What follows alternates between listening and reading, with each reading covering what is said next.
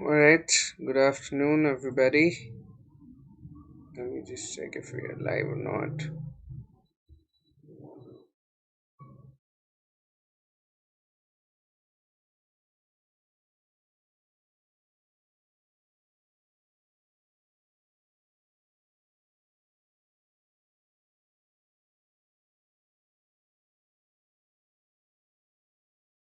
Yep, we are live. Cool. So today's class is essentially a curated practice on reading comprehensions, and we're going to be solving one short passage followed by two relatively longer passages, and the two longer passages are from CAT exams, previous year CAT exams. And as always, before we begin with the drill, allow me to quickly introduce myself. I am Prankur Arora. I'm a writer, a trainer, a coach, I'm a published author. Wrote this book called "It's Not Funny" a while back. Got published. Got even testimonials from the likes of Papa CJ Viswapati Sarkar, who are great comedy legends, satire legends in the country.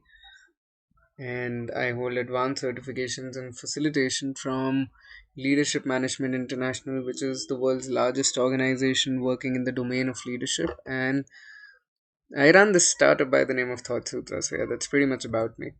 So, there are quite a lot of features that add to the Unacademy experience. Features such as offering you daily live classes. We regularly conduct tests and quizzes on the platform. The idea of these tests and quizzes is to help you develop perspective about your learning journey, to help you understand where you are versus where you want to be. All the courses on the platform are structured courses, very much in line with your exam syllabus, and with one subscription, you will get unlimited access to it all. These are the various subscription models. You can clearly see as the time period of the subscription goes up, the cost of the subscription per month goes down dramatically. And if you use my name Prankur, you will get an extra 10% off on any of the subscriptions that you go for.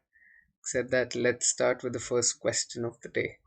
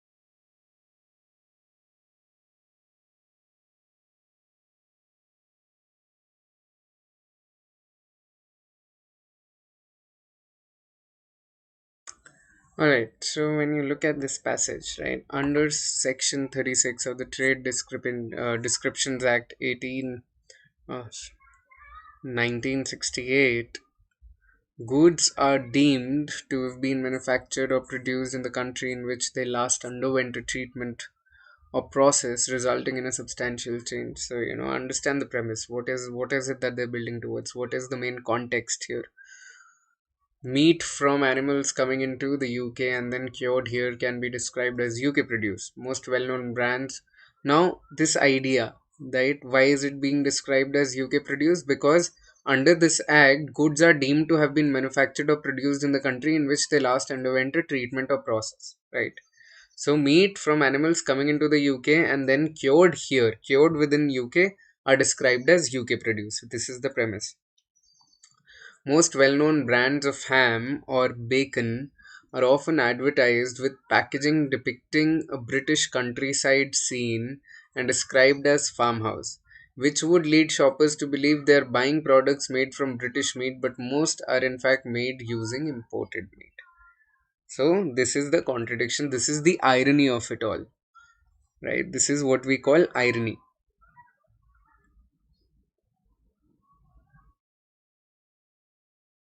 So, question number one, the author of the passage believes that the practice risks some consumers being duped.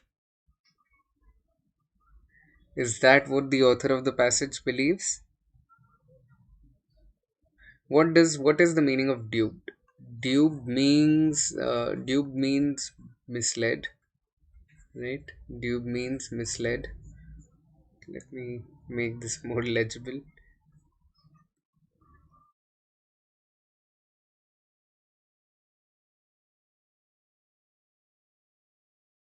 Right. Dupe means misled, right? So, does the author believe that the practice is misleading the consumers? Right, so the author gave us this example, right, that the most well-known brands of ham and bacon are often advertised with packaging depicting a British countryside scene described as farmhouse, which would lead shoppers to believe they are buying products from the British meat, but most in fact are made using imported meat. So yes, the author does believe that the consumers are being misled, that the consumers are being duped. Question number 2.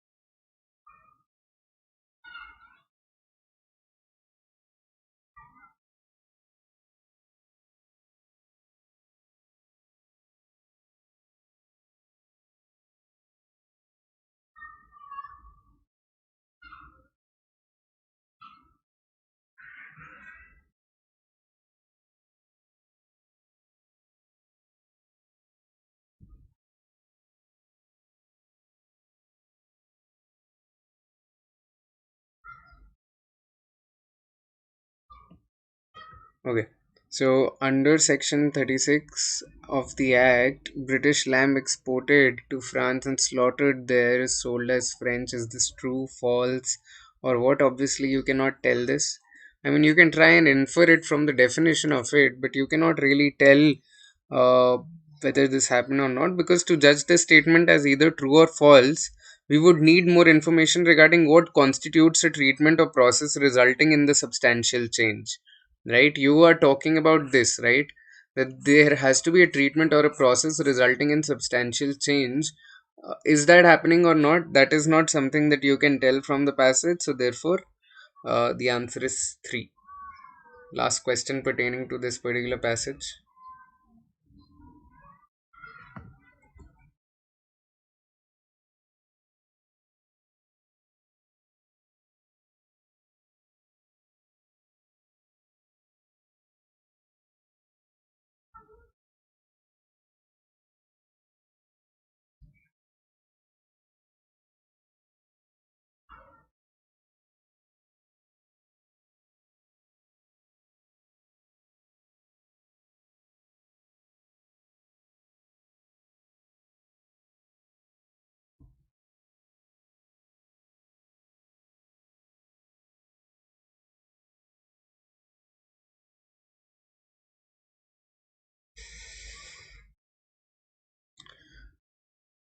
The passage leads the reader to agree that the practice of importing foods and then processing them so that they are substantially changed should be stopped.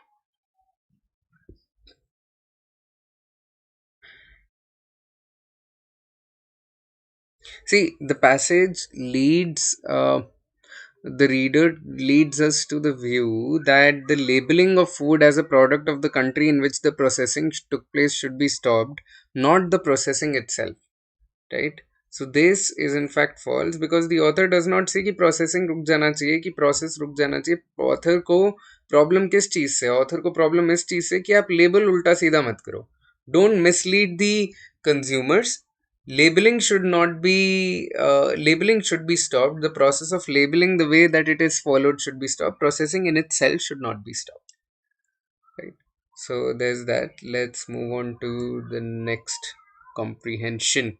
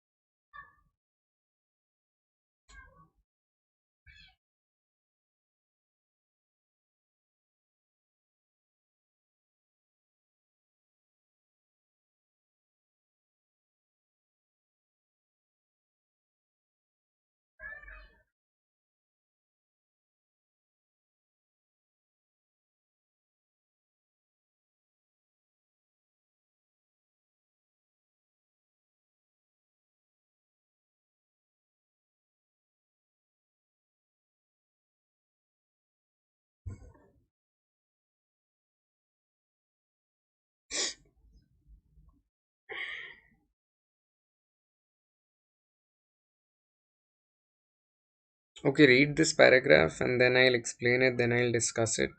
I'll take you to the process through the process of summarizing it.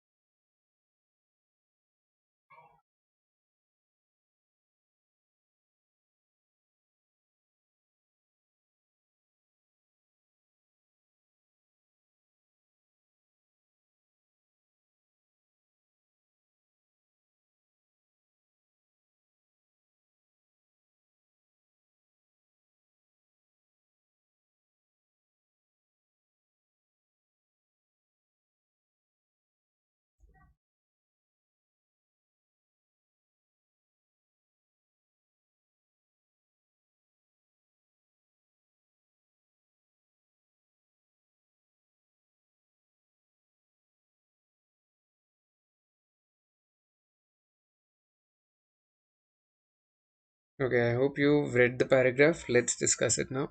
Language is not a cultural artifact that we learn the way we learn to tell time or how the federal government works. Instead, it is a distinct piece of the biological makeup of our brains. So this is something that the author has established. Now you know for a fact that this is what the author thinks. That instead it is a biological makeup of our brains. It is not something that we learn the way we learn to tell time. Right? It is inherent is what they are saying.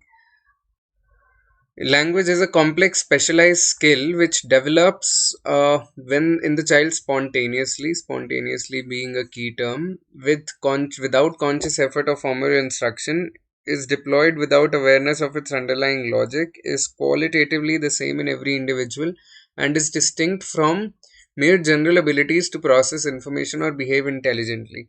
Right, so again they are describing how it is different from other things and how it is very very spontaneous and does not really follow a process per se. There is not a pedagogy when it comes to developing or getting proficient in language in your own mother tongue for that matter.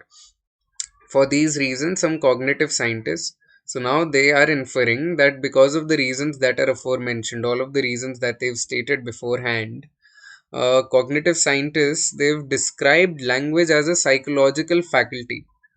Okay, this is the definition that cognitive scientists have given it: a mental organ, a neural system, and a computational module. But I prefer the admittedly quaint term instinct. Author is saying ये सब scientists बोलते हैं, मेरे को instinct से मतलब है. I call it instinct. It conveys the idea that people know how to talk in more or less the sense that spiders know how to spin webs. Now comes the analogy bit of it. Now they are beginning with an analogy. Very interesting analogy, that web spinning was not invented by some unsung spider genius and does not depend on having had the right education or on having an aptitude for architecture or the construction trades. Now they are basically, this is a joke that the author is cracking, okay? Rather, spiders spin spider webs because they have spider webs, which give them the urge to spin and the competence to succeed. Similarly, humans speak, or humans use language because humans have language and they have the urge to use language and the competence to succeed in language. Although there are differences between verbs and words, I will encourage you to see language in this way, for it helps to make sense of the phenomena we will explore. Now, they will explore this phenomena further. Paragraph 2.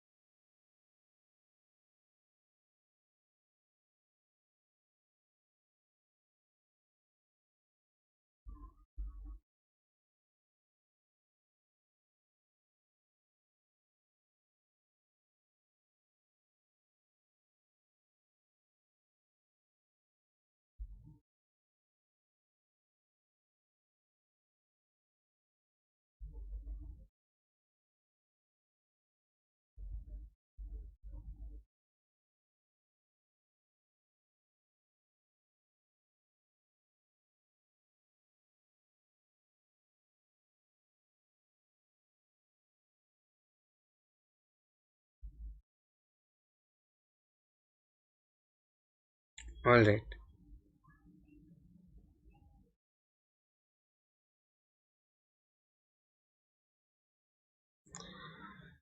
Thinking of language as an instinct, now they're continuing where they left off in the previous paragraph, where the author said that, you know what, let's use the language, the analogy of the spider's webs and humans words, right? Now they completed the analogy and said, thinking of language as an instinct inverts the popular wisdom.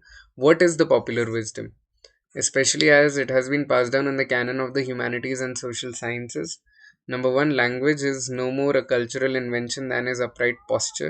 It is not a manifestation of a general capacity of to use symbols. A 3-year old, now all of this is popular wisdom, right? A 3-year old, as we shall see, is a grammatical genius, but it's quite incompetent at the visual arts, religious iconography, traffic signs, and the other staples of the semiotics curriculum. The language is a magnificent ability unique to Homo sapiens among living species. It does not call for sequestering the study of humans from the domain of biology, for a magnificent ability unique to a particular living species is far from unique in the animal kingdom. Some kinds of bats home in on flying insects using Doppler sonar. Some kinds of migratory birds navigate thousands of miles by calibrating the positions of the constellations against the time of the day. In nature's talent show, we are simply a species of primate with our own an act for communicating information about who did what to whom by modulating the sounds we make when we exhale. So all of these examples, right, all of these examples are basically used by the author to prove the idea, to prove the fact that, you know what, buddy, we are not carrying something that is very unique. Every species has its own thing, and language is our thing, is what the author is saying. Paragraph 3.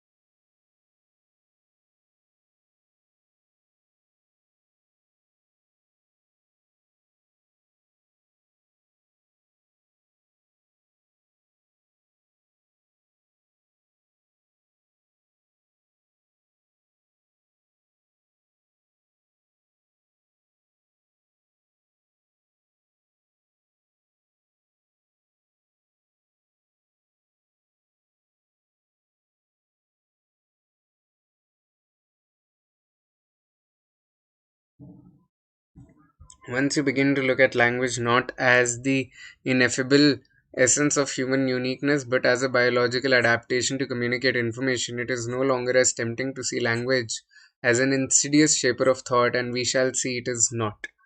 Right? So the author is basically wrapping everything up. Moreover, seeing language as one of nature's engineering marvels, an organ with that perfection of structure and co-adaptation which justly excites our admiration in Darwin's words, gives us new respect for your ordinary Joe and the much maligned English language or any language. So essentially, the author is trying to again reinforce the idea that this is not what it is.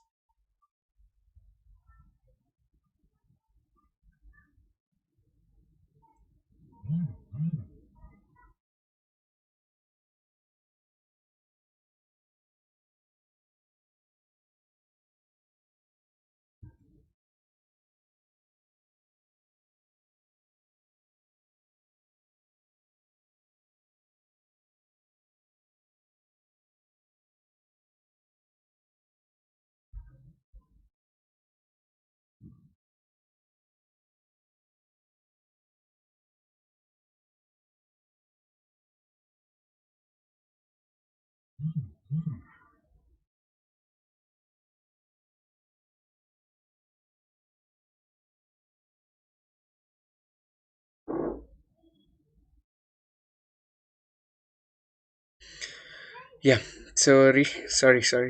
I got an important notification. The complexity of language from the scientist's point of view is part of our biological birthright. It is not something that parents. So, again, the idea being that it is inherent. Throughout the comprehension, the author keeps on telling us that it is inherent. Yeah.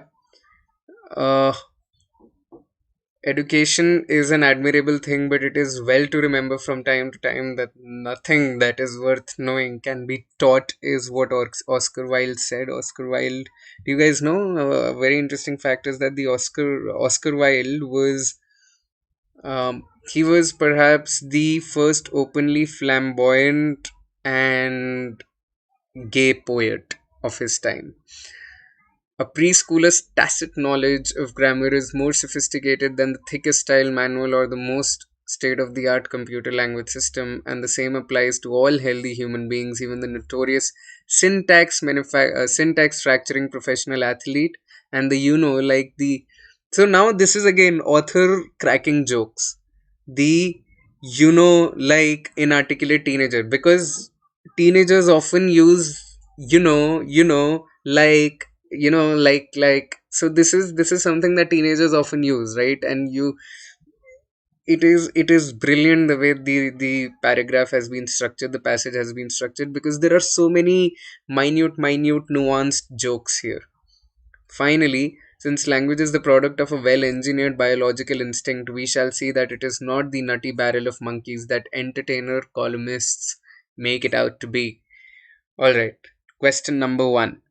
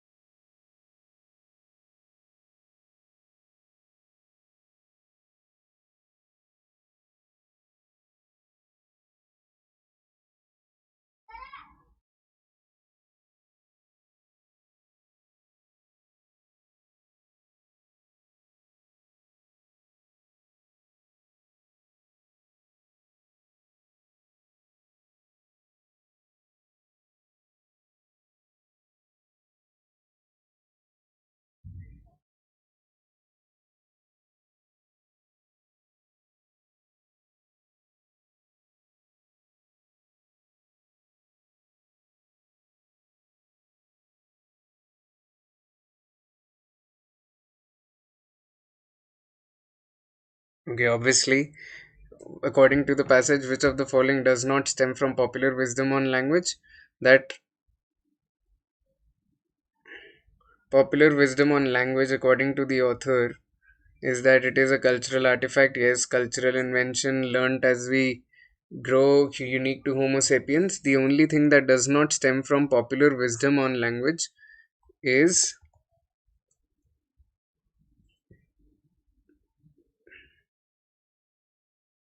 right. Instinct inverts the popular wisdom that it has been passed down in the canon of languages. Cultural invention, it is not a manifestation of general capacity. The language is a magnificent ability unique to Homo sapiens. It does not call for sequestering the study of humans from the domain of biology. So, the only thing that does not stem from popular wisdom is that it is a psychological faculty, right?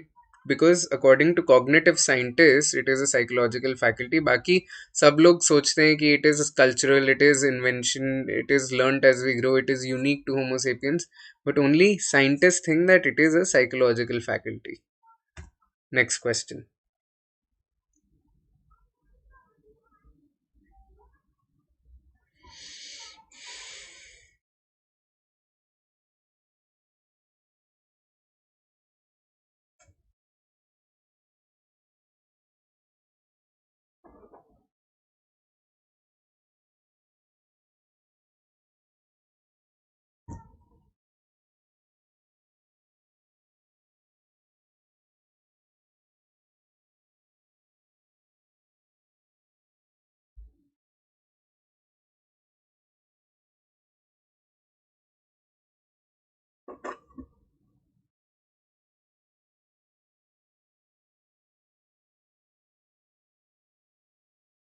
Which of the following can be used to replace the spiders know how to spin webs analogy as used by the author? Kitten learning to jump over a wall. This is not inherent, right? Spiders know how to spin web analogy meant things that are inherent. Bees collecting nectar, perhaps inherent. Donkey carrying a load, not inherent. Horse running a derby, not inherent. Pet clock protecting its owner's property, not inherent. This is inherent, very much so, in fact. Next question.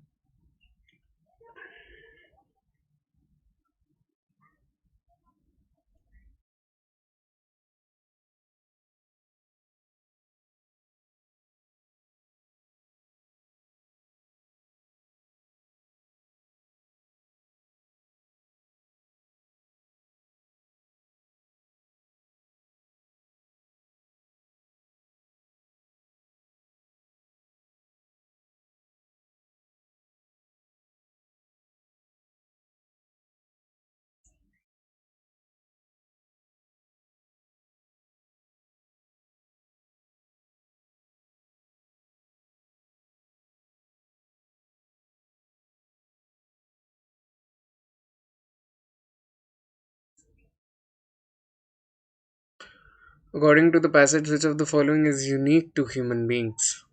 What is unique to human beings? Ability to use symbols while communicating with one another, ability to communicate with each other through voice modulation, information to other members, ability to use sound as a means. So I'll take you back to the passage. Yeah. Um, Look at this, right? It does not call for sequestering the study of humans from the domain of biology, for a magnificent ability unique to a particular living species is far from unique in the animal kingdom. Some kinds of bats home in on flying insects using Doppler sonar. Some kinds of migratory birds navigate thousands of miles by calibrating the positions of the constellations.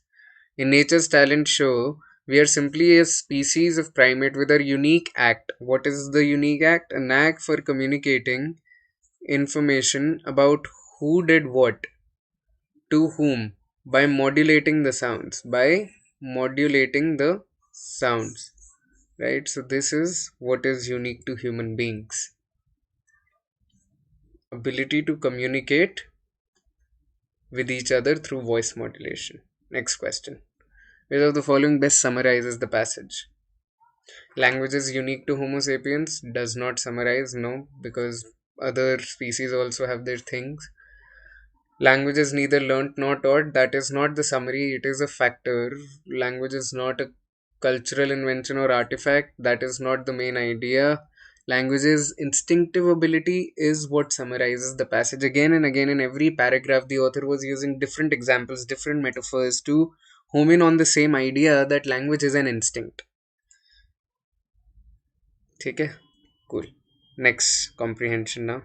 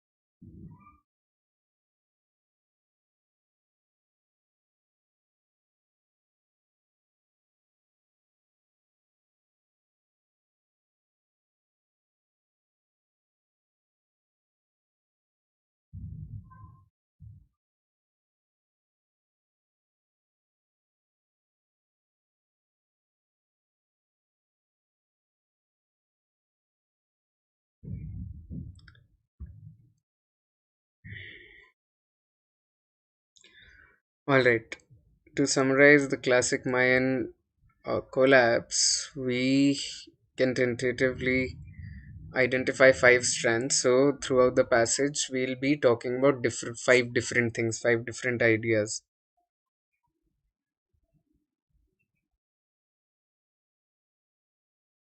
I acknowledge, however, that Maya archaeologists still disagree.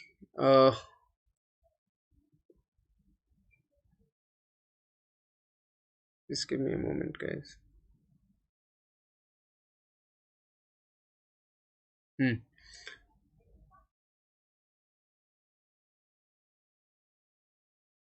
Vigorously among themselves, in part because the different strands evidently varied in importance among different parts of the Maya realm. Because detailed archaeological studies are available for only some Maya sites, and because it remains puzzling. So, this is the question they'll try to solve. Why most of the Maya heartland remained nearly empty of population and failed to recover after the collapse and after regrowth of forests. So this is why they'll basically talk about five different things, five different areas, five different ideas. Okay. Now, for example, look at the very first line. With those caveats, it appears to me that one strand consisted of this.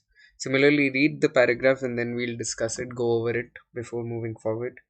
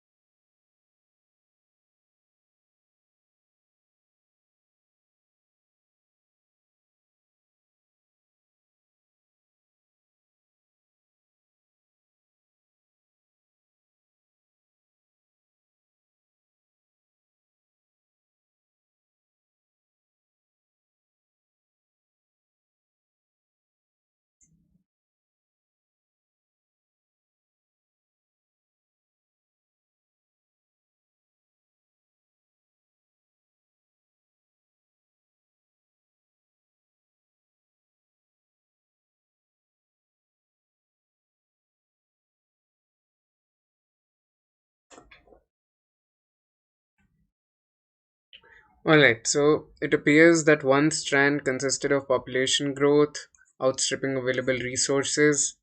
Then they are basically giving an example of one foreseen by Thomas Malthus in 1798 and being played out today in Rwanda, Haiti, and elsewhere, which is population growth outstripping available resources.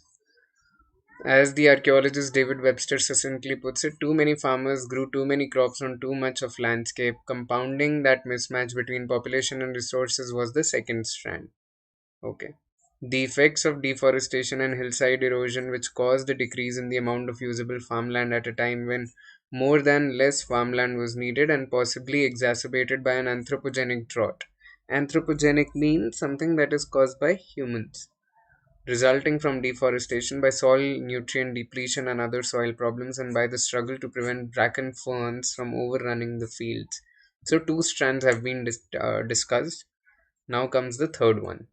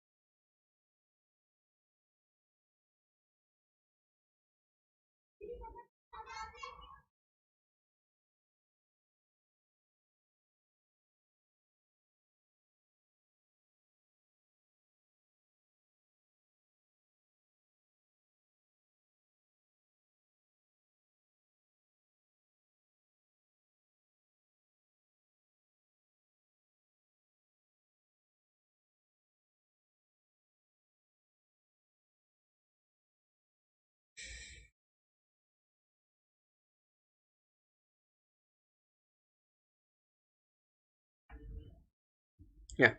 The third strand consisted of increased fighting as more and more people fought over fewer resources. Maya warfare, already endemic, peaked just before the collapse. That is not surprising when one reflects that at least 5 million people, perhaps many more, were crammed into an area smaller than the US state of Colorado. That warfare would have decreased further the amount of land available for agriculture by creating no man's lands between principalities where it was now unsafe to farm.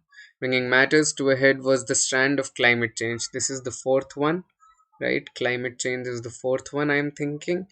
The drought at the time of the classic collapse was not the first drought that the Maya had lived through, but it was the most severe. Why?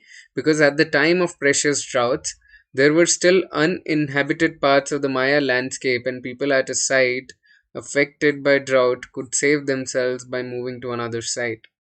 However, by the time of the classic collapse, the landscape was now full. There was no useful unoccupied land in the vicinity on which to begin anew, and the whole population could not be accommodated in the few areas that continued to have reliable water supplies.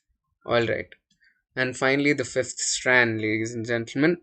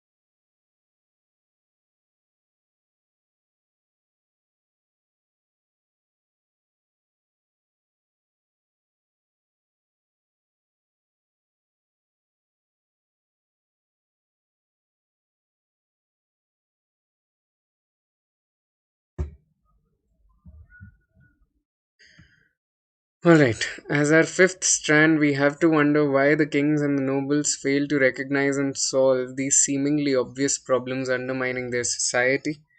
Their attention was evidently focused on their short term concerns of enriching themselves, waging wars. So, this is the fifth strand, right? Where they were internally fighting all the time. There were conflicts, conflicts, and conflicts. Erecting monuments, competing with each other, and extracting enough food from the peasants to support all those activities. Like most leaders throughout human history, the Maya kings and nobles did not heed long term problems insofar as they perceived them. So they were basically all about short term. They did not think long term, and they would keep fighting and fighting all the time. That's the fifth strand.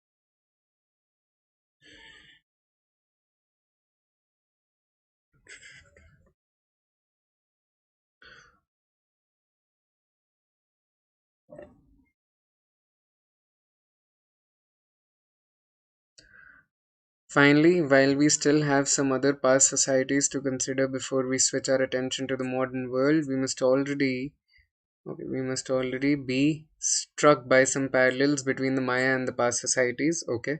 Now they'll give us some examples. As on the Mangareva, the Maya environmental and population problems led to increasing warfare and civil strife. Similarly, on Easter Island and at Chaco Canyon, the Maya peak population numbers were followed swiftly by political and social collapse. Paralleling the eventual extension of agriculture from Easter Island's coastal lowlands to its uplands and from the Mimbers floodplain to the hills, Copan's inhabitants also expanded from the floodplain to the more fragile hill slopes, leaving them with a larger population to feed when the agricultural boom in the hills went bust. Okay, this is a very important point, guys. Like Easter Island chiefs erecting ever uh, larger statues, eventually crowned by Pukao, and like Anasazi, elite treating themselves to necklaces of 2000 turquoise beads, Maya kings sought to outdo each other with more and more impressive temples covered with thicker and thicker plaster, reminiscent in turn of the extravagant, conspicuous consumption by modern American CEOs. Alright, the passivity of Easter chiefs and Maya kings in the face of the real big threats to their societies completes our list of disquieting parallels. Now they are telling us how they had been very irresponsible, just like the leaders of today. Question number one.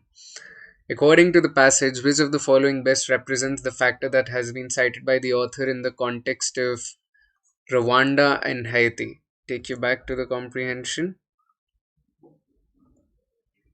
Yeah. Population growth outstripping available resources, a dilemma similar to the one foreseen by Thomas Malthus in 1798 and being outplayed today in Rwanda, Haiti, and elsewhere. This is the similarity that they talked about. Population outstripping, various ethnic groups competing for limited land resources, ethnic groups competing land and other resources, ethnic groups fighting with each other, ethnic groups competing for political power, ethnic groups fighting for their identity. No, no, nope. Nope. This is pretty much it. वहाँ पे क्या था? Population groups fighting for resources, limited resources. So land and other is important. खाली land नहीं था. There were other resources as well. Question number two. By an anthropogenic drought, the author means what?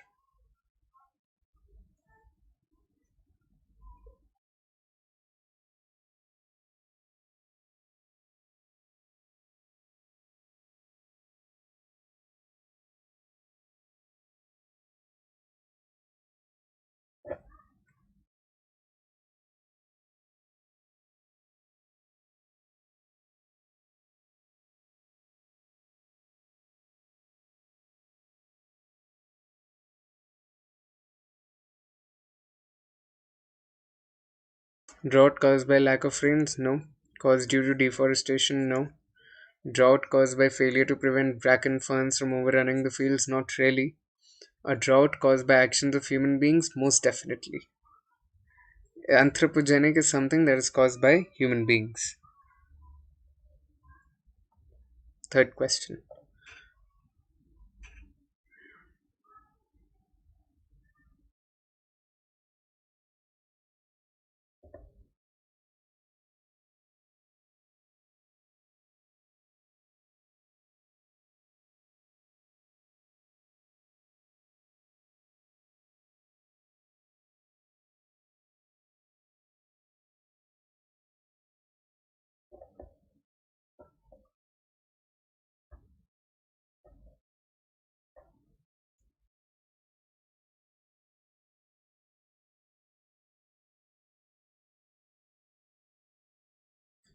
Alright, according to the passage, the drought at the time of Maya collapse had a different impact compared to the droughts earlier because, so if you remember, this was because they did not have any other land to escape to. सारी land खराब हो गई थी. The Maya kings continued to be extravagant when common people were suffering. No, it happened at the time of collapse of leadership. Not really. It happened when the Mayan population had occupied all available land suited for agriculture. Yes, because they did not have a plan B. They did not have any other land that they could go to, travel to, or set up their base at. That was pretty much it. According to the author, why is it so difficult to explain the Maya collapse?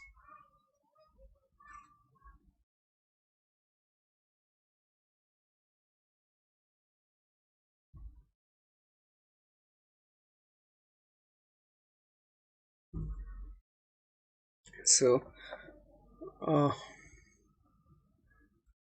take you back to the first paragraph for this one.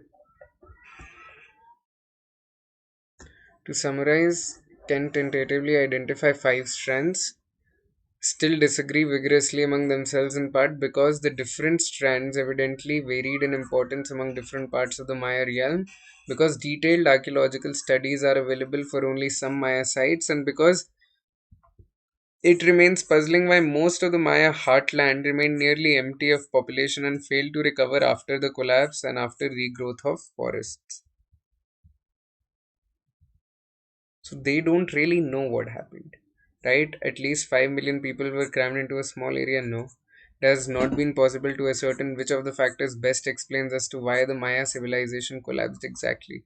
Archaeological sites do not provide. Archaeological sites provide for some of them, not for all of them. For some of them, they provide. Copan inhabitants, no.